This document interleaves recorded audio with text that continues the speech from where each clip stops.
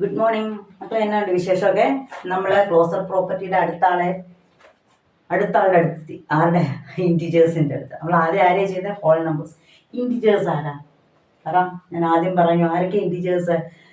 നമ്മുടെ നെഗറ്റീവും പോസിറ്റീവും സീറോ എല്ലാം കൂടെ ചേർന്നാണ് ഇൻറ്റിജേഴ്സ്. -2 -1 0 1 2 3. ഞാൻ ചെറിയ സംഖ്യകൾ മാത്രമേ എഴുതുന്നുള്ളൂ കേട്ടോ. എല്ലാ വലിയ സംഖ്യകളും അതിനകത്ത് വരും. നമ്മൾ എപ്പോഴും എഴുതുമ്പോൾ നമ്മൾ ചെറിയ സംഖ്യകളല്ലേ കൂട്ടുപിടിക്കത്തുള്ളൂ. അതിൽ നമുക്ക് ആദ്യം അഡീഷൻ ക്ലോസ്ഡ് ആണോ എന്ന് നോക്കാം. അതായത് നമ്മൾ ഈ ക്ലോസർ പ്രോപ്പർട്ടി എന്ന് പറഞ്ഞാൽ എന്നാണ്? ഇപ്പം നമ്മൾ ഹോൾ നമ്പേഴ്സിന് ചെയ്തപ്പോൾ 2 ഹോൾ നമ്പേഴ്സ് ആണ് ആഡ് ചെയ്യുന്നതെങ്കിൽ ആൻസറും എന്നാ തന്നെ വരണം?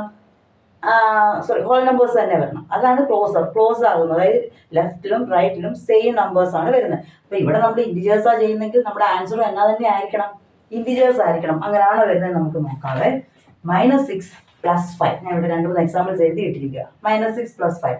ഒരു പ്ലസും മൈനസും വന്നു. ഞാൻ അതിൻ്റെ കാര്യങ്ങളൊക്കെ പറഞ്ഞിട്ടുണ്ട്. ഒരു പ്ലസ്, ഒരു മൈനസ്, ഒരു പോസിറ്റീവും ഒരു നെഗറ്റീവും വന്നാൽ നിങ്ങൾ എന്ത് ചെയ്യണം? സബ്ട്രാക്ട് ചെയ്തിട്ട് ലാർജർ സൈൻ.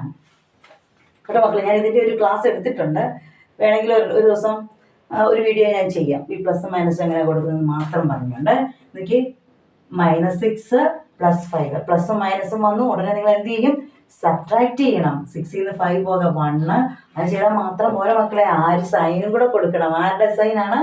വലുതിൻ്റെ സൈൻ. വലുത് ഇവിടെ 6 അല്ലേ? അപ്പോൾ എന്നാ കൊടുക്കണം? മൈനസ്. ആൻസർ എത്രയാണ്? -1. ഓക്കെ, ഇവിടെ 2 മൈനസ് വന്നു. 2 മൈനസ് വന്നാൽ നിങ്ങൾ എന്ത് ചെയ്യും? 2 മൈനസ് വന്നാൽ നമ്മൾ ആഡ് ചെയ്തിട്ട് നെഗറ്റീവ് സൈൻ തന്നെ കൊടുക്കും. സെയിം സൈൻ തന്നെ കൊടുക്കും. ആഡ് ചെയ്യണം. എത്ര കിട്ടും? ആഡ് ചെയ്യുമ്പം 12. എന്നിട്ട് എന്ത് സൈൻ കൊടുത്തു? Negative sign. അപ്പൊ ആൻസർ എത്രയാണ്? -12. ഇനി 8 + 5. രണ്ടും പോസിറ്റീവ് 30. കണ്ടോ? ഇവിടെ ഇൻറ്റിജേഴ്സ് ആണ് ഇതെല്ലാം. -6 ഇൻറ്റിജർ അല്ലേ? -6 ഇൻറ്റിജർ. മൈനസ് സംഖ്യകൾ ഇൻറ്റിജർ ആണ്. Plus it is also integer. അത് രണ്ടും ആഡ് ചെയ്തപ്പോൾ കിട്ടിയ ആൻസർ എന്നാന്ന് നോക്കി? മൈനസ്. അതായത് ഇറ്റ് ഈസ് ഓൾസോ ഇൻറ്റിജർ ആയിട്ട് കിട്ടി. അപ്പോൾ ഇവിടെ -7 2 മൈനസ് ചെയ്തപ്പം ആൻസർ തന്നെ മൈനസ്. അപ്പോൾ ഇൻറ്റിജേഴ്സ് ആണ്. അപ്പോൾ നമുക്ക് എന്നാ എഴുതാം? ഇവിടെ A + B = ആഡ് ചെയ്താൽ it is always an integer. അപ്പോൾ ഒരു ഇൻറ്റിജറിനെ ആഡ് ചെയ്താൽ, 2 ഇൻറ്റിജേഴ്സ് തമ്മിൽ ആഡ് ചെയ്താൽ ആൻസർ ഇൻറ്റിജർ തന്നെയായിരിക്കും. സോ ഇറ്റ് ഈസ്, നമുക്ക് എന്നാ എഴുതാം? ഇറ്റ് ഈസ് ക്ലോസ്ഡ് അല്ലേ? Closed. Integers R closed under എവിടെ? അഡീഷനിൽ. നമ്മളിനി ഓരോന്നും നോക്കും കേട്ടോ. അഡീഷനിൽ അവർ ക്ലോസ്ഡ് ആണ്. മനസ്സിലായല്ലോ? ഇത് മനസ്സിലായില്ലേ? അപ്പോൾ അങ്ങനെയാണ് നമുക്ക് ഇനി സബ്ട്രാക്ഷൻ നോക്കാം. സബ്ട്രാക്ട് ചെയ്ത് നോക്കാം. 2 ഇൻറ്റിജേഴ്സ് തമ്മിൽ സബ്ട്രാക്ട് ചെയ്താൽ ഇൻറ്റിജേഴ്സ് തന്നെയാണോ കിട്ടുന്നതെന്ന്. സബ്ട്രാക്ഷൻ ആണ്. Subtraction. Okay, 2 negative integers, integers negative ആവും പോസിറ്റീവ് ആവും അല്ലേ? അപ്പം -7 -2 ഇങ്ങനെ കൊടുക്കുക. -7 -2. 2-3 എക്സാമ്പിൾ എഴുതാം. 7 - 5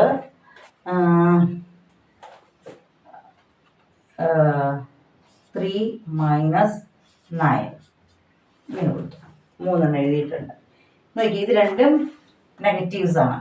മൈനസ് ചെയ്യാനാണ് പറഞ്ഞിരിക്കുന്നത്. ഇത് സബ്ട്രാക്ഷൻ്റെ സൈൻ ആണെന്ന് വിചാരിച്ചു. നമുക്ക് ഇനി സബ്ട്രാക്ഷൻ അഡീഷൻ അങ്ങനെ ഒന്നുമില്ല. നമ്മൾ സൈൻ വെച്ചിട്ടാണ് നമ്മൾ പ്ലസ് ആണോ മൈനസ് ആണോ നമ്മൾ ചെയ്യുന്നത്. ഇവിടെ നോക്കി, -7 -2. 2 മൈനസ് വന്നു. ഇപ്പം നമ്മൾ പറഞ്ഞു 2 മൈനസ് വന്ന് നമ്മൾ എന്നാ ചെയ്യും? 2 മൈനസ് വന്നാൽ നമ്മൾ ആഡ് ചെയ്തിട്ട് മൈനസ് സൈൻ കൊടുക്കും. കൊടുത്തോ? ഇനി ഇത് നോക്കിയേ, ഇത് +7 - 5 എന്നാണ് പറഞ്ഞത്. പ്ലസും മൈനസും വന്നാൽ എന്നാണ്? മൈനസ് ചെയ്തിട്ട് വലുതിൻ്റെ സൈൻ. വലുതാരാ? 7 അല്ലേ? അപ്പൊ പ്ലസ് സൈൻ തന്നെ. ഇവിടെ 3 - 9 ഇവിടെ ഉണ്ട്. ഇത് പ്ലസ് ആണ്, ഇത് മൈനസ് ആണ്. എന്ത് ചെയ്യും? സബ്ട്രാക്ട് ചെയ്യും അല്ലേ? എന്നിട്ട് ആരുടെ സൈൻ കൊടുക്കും? വലുതിൻ്റെ സൈൻ. വലുതാര? 9 -6. കണ്ടോ? 2 ഇൻറ്റിജേഴ്സ് തമ്മിൽ സബ്ട്രാക്ട് ചെയ്തപ്പോൾ കിട്ടിയ ആൻസറുകൾ ആരൊക്കെ തന്നെയാണ്? ഇൻറ്റിജേഴ്സ് ആണ്. -9 ഇൻറ്റിജർ ആണ്, 2 ഇൻറ്റിജർ ആണ്, -6 ഇൻറ്റിജർ ആണ്. അപ്പൊ ഇറ്റ് ഈസ് ക്ലോസ്ഡ്. നമുക്ക് ഇതിന് കൂടുതൽ സമയം കളയണ്ട, കാരണം ഇത് കഴിഞ്ഞ വർഷം പഠിച്ചതാണ്. അപ്പൊ നമുക്ക് എങ്ങനെ എഴുതാം? A - B എന്ന് പറഞ്ഞാൽ ഈസ് ക്ലോസ്ഡ് അല്ലേ? ക്ലോസ്ഡ്. ഇൻറ്റിജറിന്റെ കേസിൽ A - B ഈസ് ക്ലോസ്ഡ്. അതായത് ഇത്ര എഴുതിയാൽ മനസ്സിലായല്ലോ? അപ്പോൾ അഡീഷനും ക്ലോസ്ഡ് ആണ്, സബ്ട്രാക്ഷനും ക്ലോസ്ഡ് ആണ്. ആരുടെ കേസിൽ? ഇൻറ്റിജേഴ്സിന്റെ കേസിൽ. ഇനി മൾട്ടിപ്ലിക്കേഷൻ ആൻഡ് ഡിവിഷനും കൂടെ നോക്കാം. മൾട്ടിപ്ലൈ ചെയ്യാം. മൾട്ടിപ്ലിക്കേഷൻ്റെ കേസിൽ എക്സാമ്പിൾ 5 into 8. ഞാൻ 2 എക്സാമ്പിൾസ് എഴുതട്ടെ. 5 -5 8 -5 -8. മൾട്ടിപ്ലൈ ചെയ്ത് രണ്ട് ഇൻറ്റിജേഴ്സ് അല്ലേ, ഇത് രണ്ട് പോസിറ്റീവ് ആണെന്നുള്ളത് ഇൻറ്റിജറാണ് 40. ഇതും 8 into 5 40 ആണ്. പക്ഷെ സൈൻ ഉണ്ട്, മൈനസും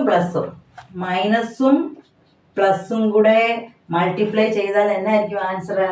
മൾട്ടിപ്ലൈ ചെയ്തിട്ട് ആരുടെ സൈൻ ഇടണം പറഞ്ഞു നിങ്ങൾക്ക് അറിയാം. മൾട്ടിപ്ലൈ ചെയ്തിട്ട് നെഗറ്റീവ്, മൈനസും പ്ലസും കൂടെ മൾട്ടിപ്ലൈ ചെയ്താൽ മൾട്ടിപ്ലൈ ചെയ്തിട്ട് ഏത് സൈൻ കൊടുക്കണം? മൈനസ്. ഇവിടെ ആൻസർ എത്രയാണ്? -40.